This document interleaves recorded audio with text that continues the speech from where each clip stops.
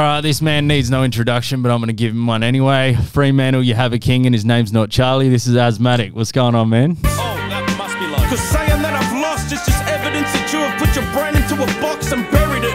There is not a way I can be stopped. I'll be saying what I want until they lay me down the rot. You can bet on it, bros. I will not ever give up. I'm at it getting it done. I'm trying to get it for us. I'm trying to level us up. So while you hit me with negative stuff, I definitely reckon that energy's done. What up? Yes. What a great introduction. When did you? What time did you write that? Like on the way here. You must have, because this is this wasn't planned. So make me sound like some hell radio guy, you know? Yeah, just definitely doing some wild shit. Anyway, like what's been going on, man? You just dropped the mantle. Just dropped the mantle. Well, sort of. Start of December. Yeah, and quick, isn't it? yeah, fuck yeah. The 2nd, I think we did. Yep. Yeah, At Sonar. At the Sonar room. Yeah, we had the. I saw you briefly. I was skipping between and dropping off at a USB here and going. Yeah, that's right. Yeah. I was standing out there. I had a big pile of like CDs and merch and whatnot, and Meg Ethereum was parking the car somewhere. Yeah, and I was standing outside the venue waiting for him, and I seen you. Yeah, fuck yeah. So how did the because you obviously just dropped Tuna before that. How did the mantle come about? We all know you're from Fremantle. You like to point that out a fair bit. Yeah. So how did that album come about with Megatherium? Basically, Jams. well, I mean, we made a lot of music together. Like, we made Blueprints for Destruction together in like 2000, and we released it in like 2014, I think. We started working on that in like 2012 together. He solely produced that. Then we just had a massive like sort of gap. We did a little bit of stuff with like the crew, you know. We had the crew sort of together. We did a mixtape and that, but Screw Loose and that. yeah, like we had the like Screw Loose Mansion and like that's a whole nother story. But like me and Sloth basically just had a big gap, and we got to a point in our lives where we were just like, all right, what the hell are we doing? Like, Slow it down. you know, like just sick of mucking around. So we made Tuna, and it was crazy. We did like we put out like a handful of tracks in like over the course of years, and you know, in our immature minds back then, we thought we're putting in work, and then we did Tuna, the EP, in like 5 weeks, just like, and we're just like, and okay, so good. Like even the Tuna launch, the whole everyone loves that album, man. yeah, like, everything like production wise and everything was like 5 weeks, written, beast. produced, recorded, shout out to done. Sloth, aka Megatherium, Megatherium, yeah, he's living in Melbourne. no, he's living in Wagga Wagga, which is New South Wales, I'm pretty sure. Yeah, he's living with his family for like a year or something. Still sending you beats? Yeah, he's just started setting up his studio now. He just got settled in over there, and he's obviously been hanging out with his nieces and nephews and Family time. yeah, just been going out getting bubble tea with his niece and stuff, and just being an uncle, you know. But he's setting up his home studio now, and he's gonna start making some fresh stuff and sending it over. But yeah, basically we made Tuna, and then once we made Tuna and put it out, it was sort of, we're just on that high and on that same vibe, and we're like, on to the next one. What are we doing? And Dope album. I was like, oh, let's make like, we should make another. I'm real like, You could pump them out all day, eh? yeah, but I'm very much like, I guess like I'm lazy, but like subconsciously lazy. So I'm like, I've got this cool idea for this 3-track concept EP we can do, and I think subconsciously that's me just being like, it's gonna be way easier to make something that's 3 songs. Yeah, but Sloth was just like, no, forget all of that. Like, we gotta make an album, you know. We're both in our 30s now. Like, we need a debut album, and he solely produced the whole thing, and we just took us probably like a year and a half, 2 years. Yep. We dropped 12 songs. We probably made like 25. Yep. We got a whole bunch of songs in the bank that just there, didn't make it. Partly because we wanted. There's certain types of records. Megatherium would be able to explain this a lot better if he was here, but there's like certain levels of quality records. So like the highest quality record essentially is it only fits a certain amount of minutes on there. Yeah. And once you go over that, they're using a different type of record, which apparently isn't as high quality sound. And Megatherium is like he's a vinyl head. Yeah, it's like a different sort of. Correct me if I'm wrong. It's so the more grooves and lines that they lay into the record, the lesser quality it'll be. I think the compound changes. I had no idea about any something like that. So Sloth's thing was Yeah. like, hey, we need a cut song because we've got this amount of time for it to be on this specific type of That's very vinyl smart though. for the quality of sound to be like that's it. because he wants to sit back and listen to it on the Megatherium vinyl. is just getting our Audio vinyl in file. his hands is like he's The like best. I've made it. You know what I mean? Like he just loves that. Yeah. He loves the art of music and he collects vinyls from all different. He's can got a tell with wicked his vinyl beats. collection, man. Yeah. but- Is it like all Aussie hip hop or is it all sorts of shit? All sorts of hip hop. He's got a massive like. So like shout out the Filthy Apes is like a band that Sloth played in. He's done like his own like. I'm speaking for him here, but he's got like a solo act and there's like a folk like acoustic act that he's done in the past. He played bass and backup vocals for Filthy Apes. Don't quote me on it. I could be wrong, but definitely Filthy Apes. Like they did really well. They got a vinyl out and an EP and everything out. He's like, his musical abilities, his musical taste, and it's just he's just a music lover. You know what I mean? Very diverse taste. Yeah. Yeah, you hear it in his beats as well. Majority of his beats, almost all of them, the drums. You can tell he loves hip hop when you listen to. When I was listening to the Mantle this morning, you can tell. Is that all his beats, or is it? Are there? He other produced ones every mixed in? last little bit, Yeah. even to like the bass lines were like played on bass guitar. They weren't even like. Sampled or cut. Or Yeah, he would like play the bass line on his guitar. He will Proper But you OG notice shit. with his drums as well, they actually sound like a drum kit. You know, Yeah, I love that. doesn't have a lot of just like. Very You know, which I don't get me wrong, like I love all types of beats, but like his actual snare and his kick and everything. If you Sounds listen to natural. it sounds like an actual kit, not like a machine. You know. That's one thing that Uncle Sam does really well as well. Shout out to Uncle Sam. When you listen to a lot of his beats, it He's a sounds freak. like it's a proper kit, and I think that comes from him being a drummer. He's got the musical background as well. Yeah. Yeah. There's a lot of talent. Like, Yeah. especially your last clip from the Mantle, the clip with Day Ones and Paulie and all that sort of stuff. That was done very well. He's sitting at the front of the hamburger shop in Fremantle and Yeah, next to Mojo's. Yeah, next to we Mojo's. actually wanted to do a shot next to Mojo, outside Mojo's. That's why we went there. They wouldn't let you. No, there was just there was a show on that night. I'm not exactly sure who it was. I can't remember. I think Megatherium was familiar with them. Yeah. Someone who'd come over from, I think they might have been international. I'm not sure, but they had a mad little like niche following, obviously, and there was a line just like from the door of Mojo's down the street. Yeah, I've Waiting for the doors to open to get in. So we've rocked up to like get a cool shot outside, cool looking Mojo's. I've always got cool lights out there. And Yeah. Mojo's close to the heart as well. That's why we went there. Yeah, Mojo's dope. And it was Mojo's just a sweet venue to play, bro. Yeah, and there was this crowd of like teenagers. They were very like, they all were dressing in a certain type of way. Like Not Burgers your are crowd. dope, they were like sort of like, it was just like, yeah, it just would have been Would odd have been like to me. a punk band or something, or No, I don't know. They all looked like, I almost would put my bottom dollar on them all being anime fans. Put it that way. It was like, I'm not sure what kind of music it was or what, but it was like niche. It was some very niche. J-pop or something. Japanese thrash death metal. K-pop. Probably whatever like they call it. K-pop. Probably like anime metal step or something. You know what I mean? Just Anime never heard of drill. that. Anime yeah, drill. anime drill. Yeah, that actually sounds dope. Yeah, fuck yeah. So since you've released, obviously the Mantle and Tuna, how have they done so far? Like, what's been the general reception from people? It's been good. I noticed like I get a lot of love from like old heads. Yeah. And when I say old heads, I just mean like people in their like 30s who are Yeah. like, you know, like me, who are like, I guess Been more like around. hip hop purists, you know, and obviously like, you know, hip hop in this country is taking a whole lot of different turns Oh, 100%. all over Especially the in the last place. few years. Yeah, there's you know, like So many offshoots. yeah, Offshoots of own genres and crews and and it's like sounds. and music and hip hop over here is popping off at a level that it's never popped off at before. But it's 100%. also a Well, it's specific, cool now. It never it's used also to a be cool. specific sound is popping off, like which is cool. I understand. Like Yeah. I'm 32. I don't know what's cool or what the kids like. yeah, you know, that's right. Yeah, well, never Yeah, used you to just be know what cool. you like. classic that's like it. Seymour or Seymour Skinner or whatever. Yeah. Like, Yeah, is it Seymour. me who's out of touch or Yeah, that's are the exactly children right. wrong? You know what I mean? Like, I'm not going to get mad at 18-year-olds for not wanting to listen to my stuff, but I get a lot of like Yeah. old head purists just like, man, I've been listening to the album on repeat. Like, It's dope. it's really refreshing to hear something that's just like, From an old head, yeah, it's dope. Yeah.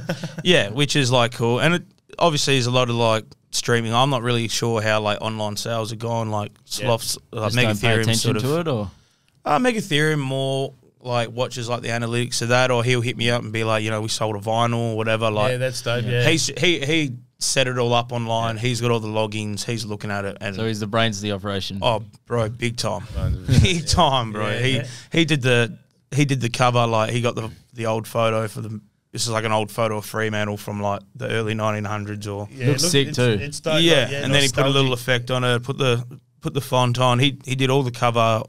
Yeah, he basically did everything. Your job's just to go in the booth and rap. I write the rhymes. I get in the booth for rap. I bounce ideas off him, but essentially like anything technical, like he's handled it. He hit the venues up for the launch, like everything. Man. That's awesome. So another collab you've got is called the Coroner with Cortex.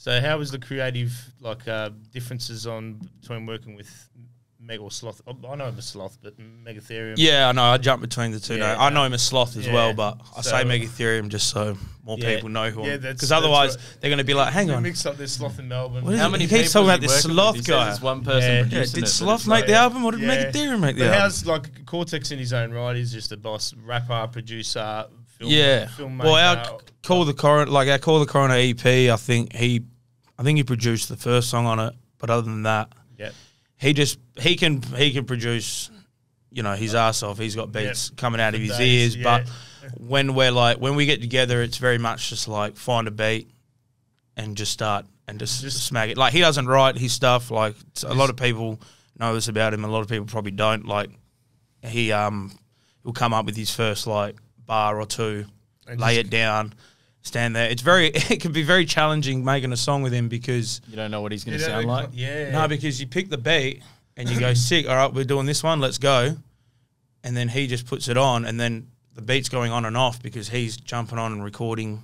Right. So he records 2 bars, and you're there, and you got to sort of like, you're like stuck on a line trying to get the flow or whatever. The beat just stops on you. He stops to lay down. He's like 2, which is like, I'm very much used to it. Yeah, you need to like get some headphones in your phone, download the beat on your phone, and go off somewhere and let him do his thing. Yeah. But yeah, he just lays it all down. But you see him do a hook, it's like, it's crazy. Yeah.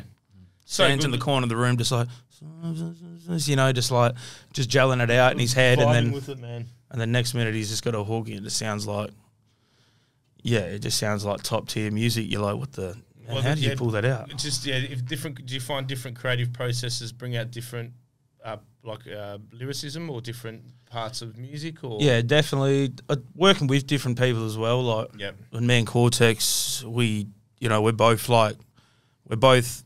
not battle rappers, you know, we're rappers, but we've both done a lot of battle rap, and you know, we like to make music. Battled each other back in the day as well. Battled each other, which was a classic. We actually won Battle of the Year for that year. It was like the WA Hip Hop Awards. Was that with PCB or? Yeah, that was PCB days. So that was like MC Red PCB days. Yeah, that was before my time. The PCB days. Yeah, I wasn't around, so I sort of come across it all. When I sort of, Skulker started knocking around, and I started having a look. Because when I went to SAE, there was a couple of guys that actually battled Skulker that were at SAE, and I was just like, started watching them all through YouTube and stuff like that, and that's where I started getting familiar with everybody. Yeah. So, for me, when I first started getting involved with the hip hop scene, I obviously started writing and all that kind of stuff. You kind of want to check the scene out. And one of the things I was really into at the time was battle rap, and I used to just like look at all the battle rappers in the country, and I just watch it all the time because I thought, in my mind, I was going to start out battle rap and then start making music. Yeah. But then I guess I decided not to do that. I still want to do a battle rap one day, but the thing I think I would struggle with the most would be getting nervous and feeling like I'm going to choke up and stuff. So how do you get through that with especially a big battle like over reunion? prep? Over prep. He's a beast. I've seen like the old school after what was it? Wraparound. Jamal and Sammy and that used to do that, and I remember you. Was that the freestyle ones? Yeah, the freestyle ones, and switching between. Well, there was no prep in that. Yeah. I literally just rocked up, and got pissed, chopped everyone up. Yeah, well, shout out to Elliot Ness. Yeah. He's a beast. He's going to be on he sent me a beat. He sent me a beat yesterday, actually. I'm going to do a track with him. But yeah, he beat me the second time, yeah. Yeah. Like, I was definitely like a little decisively, or was it close? It was fairly decisive. I would have, I knew as soon as it was over, I was like, he got that. If they had given it to me, I don't know, maybe at the time I was pretty broke and it was $200, I probably would have just been like, sorry, bro, they were wrong, but I need this money. But I reckon I probably would have been like, nah, like, you know, I don't want to win like that. $200 is $200. I don't know. I can't remember what my financial situation was at the time. It might have been different, but so for people that are unfamiliar with the Australian battle scene, which I guess a lot of people, they would have seen obviously the Cursor 360 battle, but haven't really branched out much from that. Who would be your top battlers in Australia, you reckon? Shout out to the homie Manners, obviously. Manners obviously. He's completely unfuckwittable. Yeah, he's someone that's like people have mentioned him in the past. Like, you should battle Manners, blah blah, and like. I would love to see you battle Manners. I was actually going to ask you that. Would you battle Manners? The idea of that is terrifying, bro. Like, he's ill, and I don't get. I don't get like that very often with battles. Like, there's a lot, like obviously Dundee is. Yeah, he's a monster too. He's got to be the Australian like battle rap GOAT in my opinion. Like, you know, there's like everyone knows Cursor. Very witty. 360 is battle rappers, and like shout out Grizzly. Grizzly's done so much. There's probably no one who's put as much. Shout out Mike Todd. Yep. Put as Mike much Todd, work Mikey Pipes, I should say. Mikey Pipes from One Outs. Like all there's lots of dudes who did huge stuff behind the scenes when it was like something that just needed to be built, and like I know people who and heard stories of people just pouring money into it, you know what I mean? Like into events that they got nothing back on. Like especially because especially in the early days of battle rap, even now in Australia, it wasn't really like until the Cursor 360 thing, it wasn't really that big a thing that I knew of. It wasn't cool. It was in it was the 90s and that. You were either into it or you weren't. It was a community more than a scene. Yeah. You know what I mean? You've got everyone scenes knew each that other, are like, and you got, you know, like talking shit on the forums and like it wasn't big enough to be almost like a scene. It was, you didn't have any just like wanderer into it like, oh yeah, I like this stuff too. Like it was almost just like in the early days, it was like majority of the crowd were like other rappers. You know, other rappers, like, yeah. That's still what gigs are kind of like now a lot of the time. But it had a bit of a peak and then it sort of like dropped off again. I don't really know what happened. But I did get a request from a couple of guys saying that they were going to bring it back and all that sort of thing, and I was just like, yeah, let me know, because when I had the venue, I was going to do that battle league ourselves and have the proper belt and all that championship sort of thing, belt, which would be sick. But then COVID hit, and it's just like, man, I would have loved just to get the belt made up. You know what I mean? Yeah. So yeah, there's like we tried. Me and the homie Dope Pope. Shout out Dope Pope. Yep, He's one of my brothers, man. One of my best friends. We started FBL together, Fremantle Battle League. Yep. And we went really hard with that.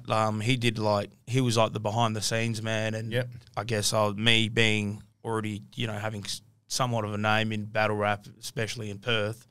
Yep. I guess I was more the face of it, but he like, you know, that event that I battled Caustic in. Yep. We also had Grizzly battle Unanimous from UK. Oh, yeah. And Dope Hope flew all those people here. So he flew Caustic and Caustic's missus. Shit. Both from UK? California. Oh, jeez. And put them up in a hotel. He flew Unan out from the UK, put him up. I can't remember. I think Grizzly may have been on one of his great lurks, maybe at the time, and was just already in WA at the time. I can't remember if it lined up or whether he flew Grizzly over or whatever. But Grizzly he would like, you don't have to worry about accommodation when Grizzly's in WA because he's got just knows everyone. So he'd stay with us for a few days and stay with Cortex for a few days, but like he spent like thousands of dollars, man, and wouldn't have made anything back. It was like a successful event in terms of if you were in the room. Yep. It felt was cool. Mojo's. It was like, oh, this room's pretty full. But like, definitely. But for the amount that the tickets were and the amount of people in the room compared to the amount that just the flights were, let alone accommodation and all of this, like, it was hectic, bro. You lost thousands of dollars on that. to everyone from outside was like, oh, what these boys dope. bought, and it's like, you guys need to do that again. That was sick. When's the next? How many times When's can the you next do that? event? Who you bringing out next time? And it was like, Pope wasn't working. He was just grinding and hustling, bro. I think that's the one of the biggest troubles with the battle scene in Australia as well, is because to be able to bring in international acts to get some eyes on it, it's going to cost you a fortune. Because get anyone to Australia, it's going to be at least $1,000 from like America and. Yeah, you know, it's like $3,000. And for how a many flight times? from UK or something. How many times a year can you do that without making any money back and make it viable? And then what you need is, if you're going to do, when you're doing something like that, you need a scene behind you who's like willing to pay for tickets. So I'm willing to pay $50 for a ticket to this event because I know that these are top tier battlers. Yunan's been a don't flop champion. Caustic's been a king of the dot champion. That's two globally top tier rappers you could put in any worldwide battle rap tournament and they would potentially win or at least hold their own. Like, and they were just battling an old Freo in Mojo's, and I think it was and like you 20. Destroyed him. I think it was like $20 a ticket. Yeah, well, he would, it's funny, man. Like when I battled him, like I went up and like said what up to him because it was an FBL battle, so I was like alongside Dope Pope running FBL and also battling him. So I was like very grateful that he'd even come out to battle me. It was good for our like thing. So I wasn't like on this like, you know, me versus you. Like, I went up to him before the battle and was like, "Hey, bro, I'm Azmatik. Like, go easy on me. Thanks for coming. Blah blah blah." It, And then like he was sort of just like very like, he just sort of like shunned me. And then when we battled after the battle, and like I felt like it was all going very well for me, and. You know, he's very good he did very well for someone who was unprepared, but he just didn't take it seriously. And he was doing good on his, like, freestyling stuff towards the end as well. He had some sick, when you watch it back, you're like, he definitely had some dope. It just wasn't. Was that one of your favourite battles? Yeah, I was very, like, I was super prepared for that because I was, like, not mucking around with someone like him. Yeah, I was very familiar with him, you know. Studied his enemy. Yeah. But, like, once we'd done the battle and, like, it was like, you know, like, it's over and the camera's like just stopped filming and we've like shook hands and I've been like, "Hey bro, I appreciate you coming out," blah blah. He just like dapped me up and we leant forward for like the hug and he just in my ear goes, "One day you can tell your grandkids you battled Caustic." And then just turned away and walked That's off. That's so cringe, bro. That's so fucking cringe. I was just like, holy if anybody shit, talks dude. about themselves in the third person, you're that's pretty cringe, man. Yeah, but I was just on a high. Like I knew, but like him doing that, I could just tell that he was just. It was very like the camera was off, no one else could hear it. I could tell that he was like salty, and I was like, chopped him. He in the car, and we were like arguing we were in like in a maxi taxi on the way back to the Screw Loose mansion to party. And like he come back with his woman and that. That's she was cool. She was like cooking chicken wings in the kitchen and like wicked. But he was like holding himself of like, I chopped you, like the whole time he was like convinced like you just got destroyed, and I was there like I don't know. Yeah, well, he's coming to little old Perth, going to Freo, you know, seeing people he's never seen before, and he obviously traveling the world, battling. He probably thinks pretty highly of himself, so it would be a bit embarrassing to get chopped, wouldn't it? But it was if he came prepared and treated all it seriously. Caustic, don't fucking diss me or something. Fuck Caustic. Yeah. There we go. There we go. Yeah. I've noticed Adelaide's got a bit of its own little battle scene going on at the moment. I've been looking into it a little bit. I won't name any names, but yeah, they're having some stuff done at a couple of venues in Adelaide at the moment. Like recent ones? Yeah, recent ones, yeah. Okay. Yeah, so... I haven't been having too much of a look into it. I'll let you know, because I'm always going down different rabbit holes of... Who's putting them on? Do you know? I'll send it through to you off air, but there's a few going on, so You know, contact them and say, fly me out. Hey, well, it would be good, like it'd be more beneficial to go about it the other way than I'm open to battling again for sure. Yeah. But let's talk about the reunion, because that was a big one. There was heaps of hype built up for that. Obviously, Cogs and Dundee, and you and H. Murray. Yeah, shout out H. Murray. Yeah. I got a lot of love for H. Murray. A lot of people they're quick to you watch that battle and you think that it's like hateful. Me and him must not like each other at all, you know. And he came out for a Perth event. Yeah. Oh, was that at, when me and Cortex battled. No, What's his name? thinking of somebody else. Bronson and what's that other guy's name? Ted, young Ted or something. He's a battle rapper. They're two battle rappers from like over east, and they came over and battled us. You know it's bad when you don't remember your opponent's name. Yeah, man, I know it, but I just subs in between, mate. Yeah, you know. Yeah, but yeah, H Murray came out. He stayed at my place for like 3-4. This is like after we'd battled, you know, a year or two after, or probably a bit more. But yeah, he stayed with us at our place and come run amok with us in the city after the event. And he's a legend, man. It did look a bit tense up there. He's the real dude, man. Like he's the real deal when he's talking that, like, you know, a lot of people are like, I just love at the start. You're like, I'm genuinely scared of these men at the start. Yeah.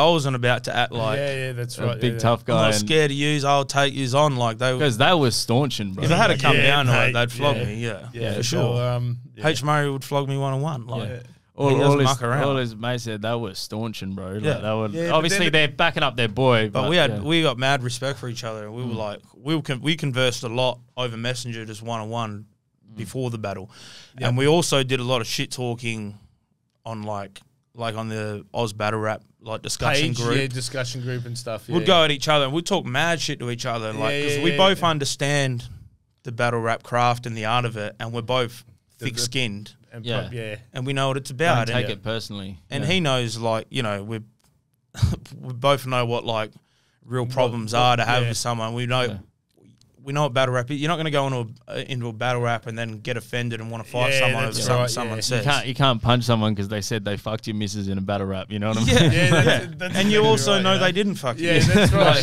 You know, like... Yeah, it's just words. I had all sorts of outrageous bars about...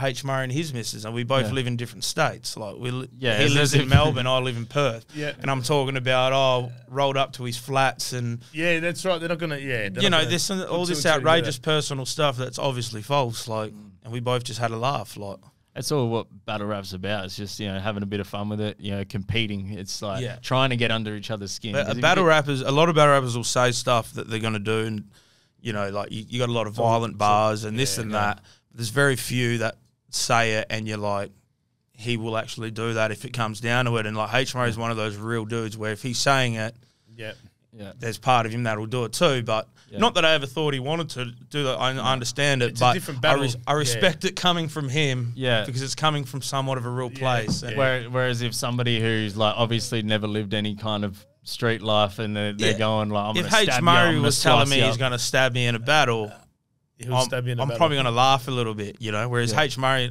says it, I'm like probably going to tell myself, don't laugh, because he might. you get shivved mid battle, you know. Like so continuing on with battle rap, obviously getting into battle rap, were you watching a lot of international artists first, or were you just into the local scene first? No, just local, I think. I was in the first time I ever like battled on a stage or like properly was I was just in Freo, like drinking outside at the park at what was it, Magnetic Park or? There was like Wireless Hill. Or Wireless Hill, that's the something. I think, wasn't it? Yeah, Wireless Hill. But no, the first time I ever battled was like they did Thursday nights in Freo. Yeah. At the Newport. God, what was it called? Mixtape Thursdays. Can't remember what they called it, but they do like a freestyle tournament like every first Thursday of the month or whatever. I didn't even know it was a thing. I was just in Freo drinking with my mate. Let's go have a look, eh? And I was like, then, or? Yeah, I was like rapping like a bit, like recording with my homie DC and stuff. Like, but yeah, it's guy on the mic was just like, last call for MCs want to put their name down for the tournament rap battle. My mates just looked at me like, what? We just looked at each other like, let's do it. No way, you know, on a few beers down, and he's like, you got to, you know? So I was like, yeah, all right, and I went and did it. But I wasn't really much of a freestyle. I sort of freestyled a bit. I didn't. Just found some Britons in the back. I was just like 18, man, at the time. Like, I didn't really understand what I was doing. Or spitting piss bars with your mates in the backyard. And I didn't even, I I had like some written verses that I just like had memorized that I used to just rap at parties and I like battled this guy Gunboy. Shout out Gunboy. I don't know, have any idea what he's up to these days. Gunboy. Like, Yeah, he was. He did a lot of shows in that. He was. What's the word? Not gigolo, juggalo. Juggalo. Oh, right. Yeah. So he had face paint and everything. Yeah, I don't think he had a face paint that night, but like that was Insane Clown Posse. That was his thing. he was like into that sort of ICP. thing, like him and Shock One, not Shock One, but just Shock. Shock One's a D&B artist, Yeah, that's right. just yeah. Shock. Yeah. But yeah, so I got up and he was like a regular down there. He'd been doing it so All the time. Yeah. I can't remember how good his freestyles were or not, but the crowd knew that I was spitting writtens and he was spitting freestyles. Yeah. Which and, kind of like, sways it a bit. I lost the battle, and like I learned a very like valuable hard lesson that night had to happen. Yeah. And the next event, I was there, like I knew about it now, and I rocked up the next one and like freestyled and that was it. I was just like, yeah. Then you fell in love with it. Ramboed up with his syllables, ready to go. Yeah, Let's exactly. give it a go, yeah. So did you find that was it a bit of a shock when you went from saying, well, I can't spit my writtens, or how did you get prep yourself into that freestyling mode? As you were saying that you weren't Just freestyling. freestyling. Yeah. Just leading up to it, just putting instrumentals on and just freestyling. I used to bouncing like off your mates and shit. Like, I just remember me in like dropping Jurassic. I remember like those times me and this is like obviously after we'd done PCB and FBL and everything, but like we would like muck around. We'd be on the piss and like pretend we were battling. Like I would have like 2 NBA jerseys that I had hung on the wall and would be like pretending it was like those 2 players and just freestyling shit off each other, like just for talking fun. shit You know what about I mean? LeBron Like and- yeah. So what do you got in the works at the moment? You got anything penned up? Or? I'm pretty much just trying to gather beats. You did mention Elliot before. Hey. Elliot Ness, you did mention Elliot. You were looking at doing a track with Elliot. Yeah, he sent me a beat yesterday. It's some cool like summer garage sort of vibe, something a bit different. Yeah. I'm right into like garage music. I'm a massive drum and bass fan. Like a lot of people don't know that about me. Like, I go hard on that. I got like a beat of Coerce. Like shout out Coerce, obviously. He makes fat beats too. Yeah, he does. I copped a beat off him. The start of this year, that's an absolute thumper that I've like pretty much finished writing to. I'm just going to start getting like singles popping off, you know what I mean? Yeah, Did the man tour. I got to obviously start thinking about album number 2. Like next? you want to keep having some sort of body of work. You sort of need to keep the momentum going a bit as well. I want to sort of just spend this year, trying to just drop singles and do lots of shows and stay busy like that and start and throughout the year just build a plan for a second album and for the future. Yeah, I might even get like, I don't know, I might go like lots of different producers for the a second album, or I might find someone who I might have to chuck your beat and definitely, might have to do a track with Bypola. His plan this year is to start producing a bit more so and start little less small shows. Well, chuck me a beat for something we can do as a single at least as well. Yeah, I'll start something out. Yeah. I'm just trying to write, basically like. Yeah. No, that'd be dope. It was a massive. I wrote like the man tour, and then it got to a point where it was like, all right, we've written enough songs. We actually got to start cutting songs. When you got like Slothy and that like producer. Yeah, but you're always too hard on yourself. His beats are dope. Don't worry about it, bro. So, any producers around Australia you'd like to work with? Sloth, I reckon. Other Sloth, I reckon, with him. Oh, he's dope. He's very dope, man. Like, I'd be open to that. Oh man, I've never rapped. I mean, I've probably rapped on a Uncle Sam beat in a collab somewhere. Yep. And I've never worked with Uncle Sam on my own solo stuff. Do you know the Pang guys, Adam Coots, and I do. That'll be Yep. That'll be dope with your style. You know what I mean? Like, They're super dope. Should be the Azmatik mixtape where he just chooses the producers he wants. Insidious as well. Insidious is banging. Shout out to Insidious. He's got such sick beats, man. Yeah. He's got like that. And he can spit too, man. Yeah, he can rap as well. He's got that Griselda-esque. Yep. About his beats, which I'm a Griselda fanboy. So yeah, he's just. I love his shit. He's a master of the beat. He's I don't know. I don't want to like announce nothing for him, but as far as I know, he's doing like an album, like a produced album with all different MCs on it that he hit me up about. So I've still got to lock in a beat from his catalog that I like, and that would be jump on his producer album. So I don't know if he's keeping that shit under wraps or whether, but we can edit that shit out. It should be right. I haven't dropped no names, no dates, nothing like that. Yeah. Just ideas. Yeah, ideas. That's it. All right. Well, I'm reckoning because it looks like Byron behind the camera wants to get out of here, so I reckon we hit pause for a sec. All right, no worries. And then we'll let's get do it. back All to right. it.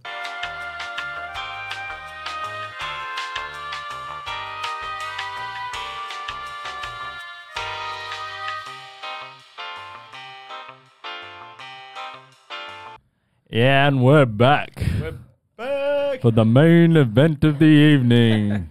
Yeah, so one thing I just wanted to get started on this second half of the podcast is like just start to just to sort of get into where you get your writing influence from, because I know notice your writing's very old school with a new school sort of twang to it. What sort of artists generally inspire you in that way? Well, like originally, like very cliche, but like I started writing when I was like 11. So I was like writing to like Eminem firstly. Like I started writing rhymes, just trying to write rhymes like Eminem essentially. I was like 11. Yeah. I didn't even have like a knowledge on hip hop as a whole. I just knew Eminem. Yeah. You know what I mean? I didn't. Is that from 8 Mile at all, or? Nah, before 8 Mile. Yeah, before 8 Mile. Yeah, 8 Mile was like the Bible to me for a long time. You know what I mean? Yeah. I got the typical like white boy rapper story, man. Like, but I was very young. You know what I mean? Yeah, like all of us, mate. Like all of us. Eminem was Yeah. a big inspiration to me, Yeah. and probably a lot of people as well. But then, like, yeah, I guess like writing wise these days, like for a long time in my life, like people like Jam Baxter from like the UK, Yes. all All the High Focus boys. all those boys, yeah, like they were like a massive inspiration. Rhyme Asylum. Yeah. Yeah, that's... Still to this day, like if I'm struggling to write, or I think there's like, because you know how sometimes you get in your own head and you go, you think you're going to run out of bars. Mm-hmm. Like, do you ever get that where you feel like You have your I fallback? can't possibly think of anything? I listen to Multiplicity by Rhyme Asylum and I go, I can get better. You know what I mean? There's always something else to rhyme, man. Yeah. There's always another word. Yeah. Definitely. Yeah. Yeah, we might have to pause for a sec. Is that there?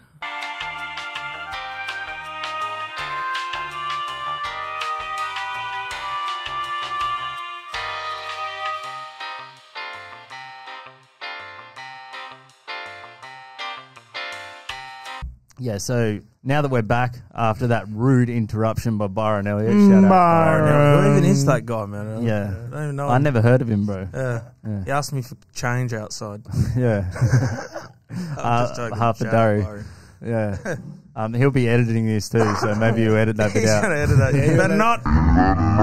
Edit that out. You put that in. You know what happened. So, speaking of Rhyme Asylum and Jam Baxter, you obviously get into a bit of the pommy side of things, eh? Yeah, like these days I don't listen to as much UK rap, but like for like my early 20s, sort of like late teens through my like early 20s. It's because I'm saying 20s, see? Yeah. My tweens and my in between the teens. In between my That tweens sounds and so my bad. tennies. In between the teens. That In sounds between my tweens and my tennies. Oh.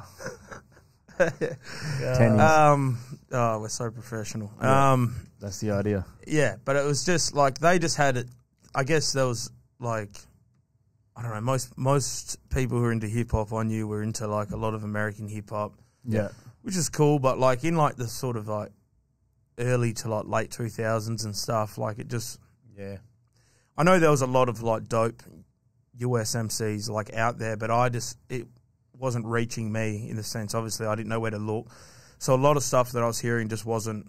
It was just so unrelatable to me as like I think Aussie sort of. Well, it wasn't teenager. It wasn't as accessible. Like for me, I was hanging out in sheds smoking bongs and that. Yeah. You know, I'm listening to someone rap about their Cadillac. It was for me when I got into like pommy hip hop, I always call it pommy hip hop instead of UK rap. They might get annoyed by that, but like when I first started, you know, getting really heavy into rap, it's hard to relate to a lot of those US artists. At that time, and then you get guys like Dirty Dyke and stuff that just rap about basically just being a degenerate, and then you running just around like painting walls, getting too pissed, and was like literally like my teenage That's your years. life, like right? it was all so relatable. But it's bars, you know. But it's still they were bar also heavy. sick. Like UK MCs are sick MCs, man. Like, Oh yeah. even like you know, you got drill music. In my opinion, like, and I love that. I love a lot of like New York drill and stuff like that. Bang, man. But like UK drill music is just Of its head. it's a lot more like intricate in terms of like the MCing. There's a you know, Double entendres, triple entendres. yeah, and they're just better with syllables. And I mean they're Witty English as well, people. witty. And what are we rapping in? We're rapping in the English language. They're English people, man. Like I actually love the they've sort of mastered twang. the English language like no others, man. Yeah. Like Yeah. their vocab's out of this world. Like their ability to their pronunciation. Yeah. Their tempo, Their the syllable tempo work, that they like- spit on, the tempo they spit on is just they're doing Yeah. double time DMB sort of shit, like you know, like the DMB. Oh, So for a long time there was yeah. so for a long time like the illest UK rappers like you know obviously Do you rate Kano at all? Kano, no. Kano. As in Kano. Who else is there? Bugsy Malone. He's another. Yeah, I rate Bugsy. Yeah, rate Bugsy. No, Kano. I know the name Kano, but like low key. Yeah, low key. You Yeah. know, low key like these like Ocean Wisdom. Is he? Ocean Wisdom. yeah, Yeah, 100%. supported Ocean. Yeah. Yeah. Yeah, so obviously like the High Focus boys, like Yeah. we supported them and actually partied with them at our Fuck, house. yeah. Like, That'd be that'd sick, be bro. dope. so like Jam Baxter is like, you know, when people talk Legend. about my favorite rapper, this and that, like, although I don't really listen to him anymore, like someone like Eminem is obviously I'm always going to bring him up first Yeah, of because It's you know the- on the tip of 11-year-old your tongue. 11-year-old me he's the whole reason I was. So like when I was writing Definitely. rhymes, I wasn't just rapping at 11 years old. I wasn't just rapping in an American accent. I was rapping in an Eminem voice in my room. You know what I mean? Yeah. Like, yo, hey, yo, check it out. Like, I just wanted to do that. I didn't really understand what I was doing at the time, but I was actually penning bars. You know? Yeah. I think one thing that drove, especially, I remember when I first got into the Aussie hip hop scene, and obviously a lot's changed since then. Like I've been a part of the scene for probably 7 years now. And one thing I noticed when I first came into the scene is so many like Aussie hip hop artists were really into UK hip hop. I think part of the reason why is not only because they relate a bit more, but also I feel like the UK scene had to work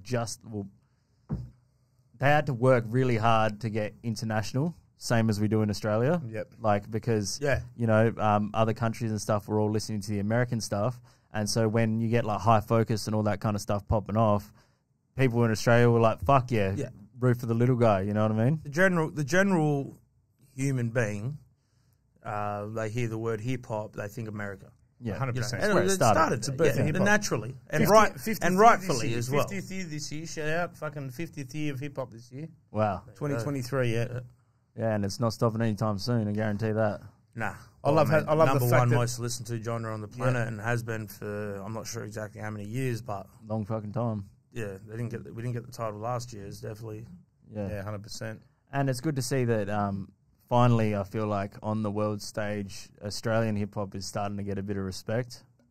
People are starting to pay a bit more attention. That might just be my bias, but I just think feel it's, like in my opinion as well, I do feel that, and I think it's based on our lyricism. I think it's 'Cause we based have on our to. lyricism, our content, and the way that it's the larrikin sort of spirit that's in our lyrics and stuff like that that's coming out. Like if you look at like I consume a lot of content. So Chaz McQueen, shout out Chaz McQueen. I watch a lot of his content, you know, and somebody come out here and like sort of take in the culture of Embrace. Australian hip hop, embrace it, and yeah, you can sort of see our own little sort of larrikinisms in yeah. And speaking back on that, like you know, you got the Australia, US, UK, where our culture is. Sides a lot more with the UK culture. In Yeah, it terms does. Of like street culture and just definitely clothing, everything like guns. yeah, yeah. Really, we can't rap about guns because no one's rolling around with guns. yeah. I Exactly. mean, people do. Yeah, but it's- not yeah. it's not as common as it is in our country as it is in the and States. it's not as accepted. accepted. Yeah. No. Like you know, majority of people over here would be like, "What? they'll call you out on it. Yeah, Why do you have a gun for a start? Yeah, yeah. You don't need it. Yeah, that's exactly right. It's Australia. Yeah, you don't need to go around you don't shooting need to anybody. drive through Yeah. suburbia and put holes through people's garage No. doors like it's outrageous. No. You're going to kill a child. You Yeah, lunatic. that's You it. lunatic. You're You lunatic. you Yeah, know, definitely. whereas like other parts of the world. But I also think it's like, you know, even in America, majority of people in America are just regular people who would all feel the same way. Oh, about 100%. guns. Yeah. But obviously 100. there's just a whole lot of yeah. people over there who. But yeah, I think it's like sort of like. The And I'm lifestyle sure, we got, like, because they've got something like 300 million guns in America or whatever. I'm sure a majority of the people that own those guns aren't wishing any ill will on anybody with them. No. But there's obviously, when you have that many guns in the country, you're going to have them stolen or just. The only way someone can get shot is if there's a gun present. Yeah, You know what I exactly. mean? So as long as there's guns, there's people getting shot. You know what I mean? Like, as simple as that. And we don't. And I think like you're right. Our culture is sort of similar. Yeah. You know, from the UK to Australia, considering what it is to them. I think we're in between. We're sort of like American culture as well as English culture. Yeah. Like, yeah. Oh, yeah, big time. Yeah, like some kind of weird mix. Weird mix, yeah. Yeah, except we got a natural slur in our words, which is one thing I always, like when I first started rapping, and it's still something that I struggle with sometimes today, certain words, because I have such a fucking Aussie accent, right, it sounds like I'm fucking drunk when I'm talking sometimes. Yeah. Right? So when I'm trying to do the really punchy sort of stuff, it's really hard to hit the syllables, which is something that you obviously have to practice a lot. So yeah, that's one thing I noticed you do really well, especially in your latest album, The Mantle. You manage to hit those syllables really hard, and it makes it more impactful. Mm-hmm. So speaking on more of your influences, as far as you mentioned on the UK side, what sort of US rappers apart from, say, Eminem are you into at the moment? Like most of my guilty pleasures are US MCs, but I mean, like, as I was saying earlier, like Griselda, for instance, so like Benny the Butcher. Oh yeah. But obviously they led me like down further. You're a Russ fan? Love Russ. Yep. Yeah. Me and the whole SL crew, like we were, back in the day when we were living together and that, like we all got right into Russ, and it was like he was Smooth, also very inspiring at the time as well, because he outworked everybody. Yeah, to get he where was that like self-produced, independent sort of. Yeah. And had like the 10 albums Before ready he blew up. that never even got looked at. Yeah, it and just then shows finally blew up. Yeah. That's And then had this. So like he was very inspiring to us of just like Don't give up on it. come on, Keith, let's just put out music and that. And like he came to Perth one time. He did a show at Jack Rabbit's. Yep. Yeah. It was sick. He wore a Scorchers jersey on good. stage. Yeah. Look, that's dope. Yeah. We all got a hotel room like in the city, and like we all like it was like a big crazy, event for us. You know, we all loved him as a crew. I was telling you earlier about the Russell. Yeah. He's fairly new. I feel like everyone's going to know about the Russell soon. Yeah, I bring him up to a lot of people. Half people have already come across him. So and it's some haven't. La Russell. La Russell, yeah. Yeah, LA so Russell. as We'll he, put a link- as he we'll says, put a- it's not LA Russell. Yeah. So it's like one word. Yep, LARUSSEL. The Russell. All right, we'll put a link up on the page anyway. So He's super sick, man. I follow him. Yeah. His Instagram is just like popping off. He's got that's so much dope. content and just game as well. Like dope. he's super dope as an MC, and I get super like a lot of the time I watch his content of him rapping, and I actually like it inspires me to like, all right, I'm gonna dig up a beat and write something now. Something like, to this too, yeah. his writing style is very simple but Fresh. intricate at the same time. Like he just knows what he wants to say and gets it across. He's got these bars that are like, you know, they're like wordplay, but Yeah. it doesn't take you. You don't have to. You don't have to miss 2 bars after that because you're trying to figure out what's you're going trying on. to connect the dots. Yeah. It's Yeah. like the dots connect straight away as soon as you hear it, but it's also intricate, you know. So it's like precision, hard-hitting punchlines. It's just so. there's no filler. It's just everything. But like he does everything independent. So like I've just been getting mad inspired. Shout out to the independent artists and people going out there. You know, like You don't need labels, man, anymore. Like, and I'm not speaking like I'm making bank or nothing. but still I'm just speaking from what I see and what I know, and getting your art out there. my own shortcomings is just like my lack of like putting in work and just, you know, being lazy. I feel that. I feel trying to that. juggle a job, this and that. Like I know it's hard. Having out the there, money you know to what I get mean? the things done that you need to hard, do and all man, that kind of stuff. It's the struggle I of a also know it's starving very artist. doable. Like I'd never like, and that's why I always put the blame on myself because it's the tools are there. It's doable. It's not. Comes down to it's not the discipline. audience's fault that you're not blowing up. it's your fault that you're not blowing up. That's the way I tell myself. I'm like, if my music's not doing well, it's my fault. I'm not releasing enough, or I'm not working hard enough on my bars. I might have been a little bit lazy on one part of the track. Reached enough. On that topic, though, what do you feel about people saying that they're underrated then? Because it's I think in this day and age, I think everybody's literally on a certain playing field depending on how much you're paying. People are underrated. I will admit that. Yep. But I think generally, if you look deep enough into it, there is a reason why people are usually underrated. Yeah. I don't want to talk shit about rappers that. Oh no! I'm just saying I'm not saying as a dig at any person in general. I'm just saying as a whole. Like I'm saying the term underrated and what. Yeah, what weight does it? You get a lot from more so bands. Like you know the underrated new single from them. Yeah. So it's more about that. Az is up in there, mate. Az is up in there. We don't care a bear trap, mate. Yeah, no. So long as the beers are flowing and the conversation's going, we're fucking ready to go. Ask Jono to get me one, and he keeps looking at me saying, nah. But just Jono the ghost. Just as not saying like not having a dig at anybody, but just like the whole term. Like I think if you work hard enough and you get it out there, but that's just me. It's opinion. Like, for example, I think that. For example, I think Az is critically underrated. Oh, 100%. Right? But I also feel like Az could do more to get more rated. And that's why you know what I mean? I don't feel underrated because I do get people reach out to me and hear my music and people you get back for what you put in. Understand it. I get people who are fans of the art of emceeing. Yep. Who understand what emceeing is. They listen to multi-syllables. They understand flow, this and that, and they understand cheeky little double entendres you put in there. Cheeky digs. They're real fans of the art, and it's very rare that you get a hip hop fan who doesn't write rhymes and doesn't try to write rhymes, but is like a fan of the craft of emceeing. It's usually other MCs who really understand the craft and are massive fans. You've got this You got this other group of people who are they got a rapper's ear. That's what I. They got a rapper's ear, but they're not rappers. Yeah, exactly. Yeah. I don't rap at all. I might get a message from someone like that. I'll get it'll be on Instagram. It'll be a message request from someone, and I just find it, and it's from weeks ago, and I've just seen it, and it's someone just discovered your stuff, man. You flow, and they break it down for me. They're like, you flow the way you do this and that, and they're really hearing it, and they're really hearing what I'm putting out there, and I'll give every message the time of day, 100%. Even at venues, people after my set, you have the handful of people who come up to you and are like, man, that really you can see them off to the side waiting patiently until there's no one bothering you, and then they come over just to quietly tell you what it meant to them. And that's the thing is, if it meant something to it meant something to them, it actually means more to you as the artist. Yeah, you know that's enough for me.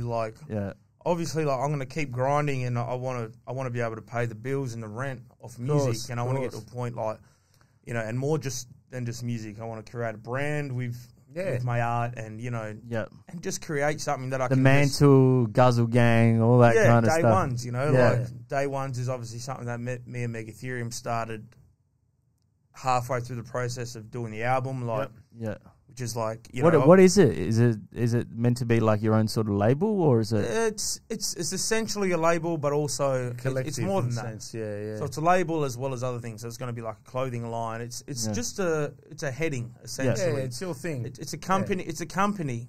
Yeah. It's like Fly It's Trap. a heading for everything that we do musically, merch wise, shows. Create anything we do creatively is going to fall under Day Ones. That's dope. That's cool. You know what I mean? And we always had Screw Loose recordings. SL's they're my brothers.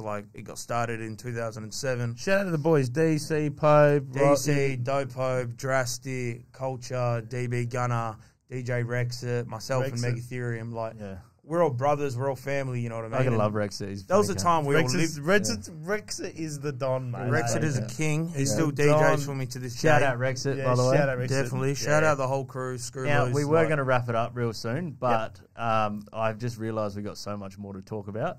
But one thing I wanted to ask you before we get stuck into the mansion, which would be an interesting conversation in itself.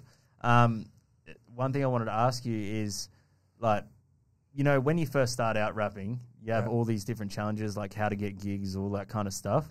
For anybody who's listening who might be a young guy that's just starting out rapping, if you had any advice to give, what sort of things would you say to them?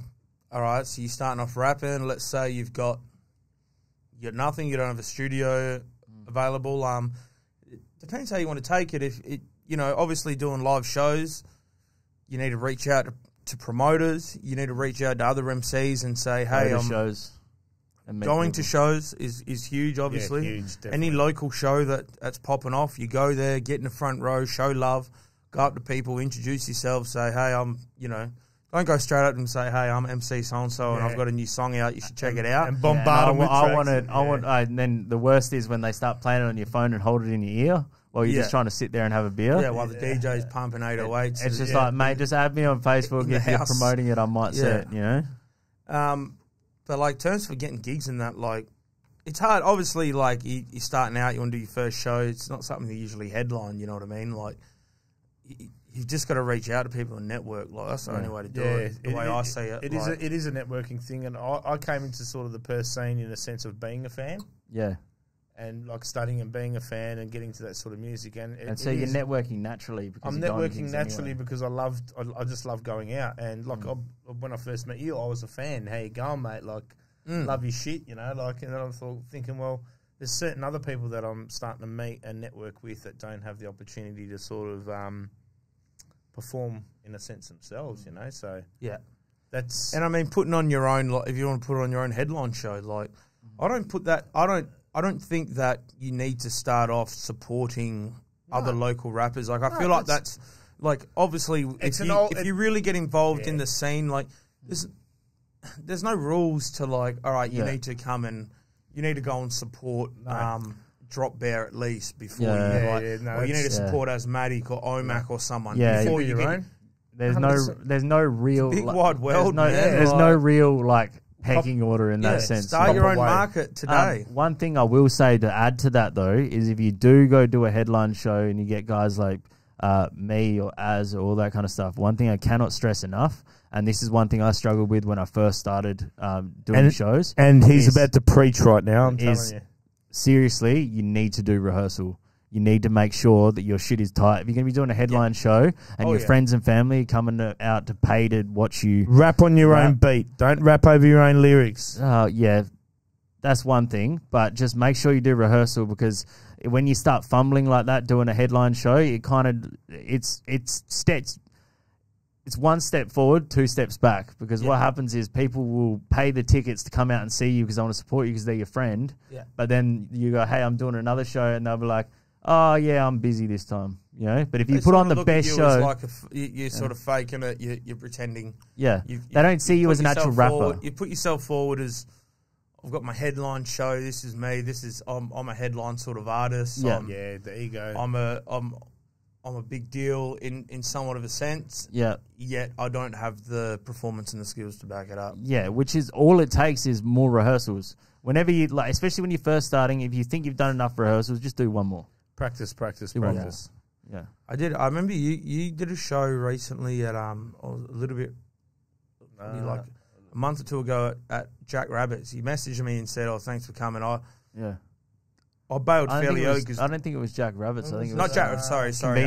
Convenience. Yeah. That was the one we did. I was with my misso, and she had a hectic toothache at the time. Yeah, and she was toughing it out, and then a particular artist, I don't know who it was, I don't expect you to say his name, please don't. Yeah. But they got up and were like literally like up there, like first thing they were saying is like, this is my first time, I'm really nervous, I'm forgetting everything, and like pulled their phone out and we're reading their lyrics and we're like, and we're sort of, and like a lot of people in the crowd were really, and people get really, I guess, anxious. They get a bit of social anxiety, and they get anxious. You get anxious for the other person. Yeah. And I know what I'm like in that situation. I don't want to see anyone else drown. You know what I mean? So I'll build them up. And I know exactly what you're talking about. But this was that bad that I was like, we should not be building this person up and acting like this is okay. No, it's okay, man. Just Just dig deep. It's okay. Just reach it. Well, It's hard. You're kind of in between a rock and a hard place with that kind of thing, because you don't want to discourage people from trying things, but you also need to let them know that they've got a lot more work to do. Well, I know. Put it this way: I guarantee in other parts of the world, let's say in America, or whatever, boot off stage. You wouldn't. Yeah. It wouldn't happen. Because they'd be like, no, bro. There's enough. The market is so saturated. It's like a basketball team, bro. You might have 200 people try out for a team that's got 12 spots. Yep. You know, if you've got someone rocking up who 100% in their football gear and they're running around pretending to play and tackling people and go, "What's basketball? I've never played before." And to you're be fair, be pissed off. Imagine if everyone says, "You know what? Let him get through the first round just to make him feel." Nah, bro, get the hell out of here. Yeah. Whereas we in Perth, we don't have enough shows for the amount of rappers we have anyway. So like someone taking a spot who hasn't put the work in to actually perform. Man. It's kind of like it's a social media era. Like you're shooting yourself in the foot. You put up a webcam video of you rapping. Yep. You've never put no work. All you did is find a beat on YouTube. You wrote some rhymes to it. You press record on your webcam, and now you rapped on it, and you put it up. And you've got all these yes men, all these people who went to school with you, all these people who just. It's like some Australian Idol shit, isn't it? It's just like basically, it is. It's like have a go cricket, man. When you're young and you go, or it's like Auskick. Yeah, you know, it's like participation trophies. Yeah. No, bro, MCing is ruthless, man. It's cutthroat. Yeah. That's why, we put in a lot of work to be good at it. That's you know why when like a whack MC disses me, I stamp on him like an insect, bro. I crush them, bro. I'm like, get the hell out of here. Yeah, like because I guess if you ignore it, it just encourages it to happen more. I guess as well. Yeah, there's like sacred, like it's like comedy, for instance. Comedians say some outrageous stuff, and there's a large group of comedians who just refuse to apologise. They're like, as soon as you apologise, you've lost. Yep. And then they're not. You think apologising is gonna make them go, all right, fair enough. But all you're doing is admitting you did something wrong, and now you're getting crushed by it. Yeah. That's the whole cancel culture now. And that's what I'm like with MCing with whack MCs. I'm like, I don't care if your feelings get hurt. Get away from me. Get away from me. Get away from this. Or I'm gonna crush you, or know that you're in this. It's like a boxer. It's like a boxer with no arms going on a boxing fight, and then expecting you not to punch him in the face. And then the other boxer's scared to snap his jaw. Like, nah, bro, you're in here. You're. I respect you for getting in here. Yeah, that's right. But you're a lunatic for getting in here. Yeah, but I'm gonna rock you, and you can't block me. So there's no arms. You got no arms. I'm gonna smash your face into pieces, and there's nothing you can do because you got no arms. I'm gonna smash your face into pieces, and there's nothing you can do because you got no arms. Oh, that's dope. Anyway, mate, we're gonna have to cut it there. It's running been out of time. Absolute bloody pleasure. I'm glad we cut it at Armless people getting their face smashed in. Hey, shout out all my Armless people. Shout out all my Armless people. Nothing you can do because you got no arms. Yeah, we love you. We love you. It's all good. We're just being armless. We love you. We're armless. We love all of you, by the way. No, it was good to chat with you, man, and I hope to do it again soon because I've still got so many more questions to ask you. We're just running out of time, unfortunately. We'll come back. I'll come back and weck pick up where we left off. Thanks very much, mate. Thanks very much, Bob. Have a good one. Thanks, everybody. Peace. Shout out to Bear Trap. Bear Trap podcast brought to you by Kroc-D. I'd like to thank my host, Jason Drop Bear, and also Azzy. We'll see you next time. See you later. One thing I wanted to say before we go, one thing we wanted to start is get our Facebook page going, where it's going to be sort of like a gig guide sort of thing for the Bear Trap, where any artists that are in WA that have a show coming up, post your show into that Facebook page, and we're going to make sure that every week when we do this podcast, we'll read out upcoming gigs that are posted in the thing. So once that's happening, we'll put the link in the description below, and have a good day. We're just getting started. See you guys. Do-ba-do-ba-do.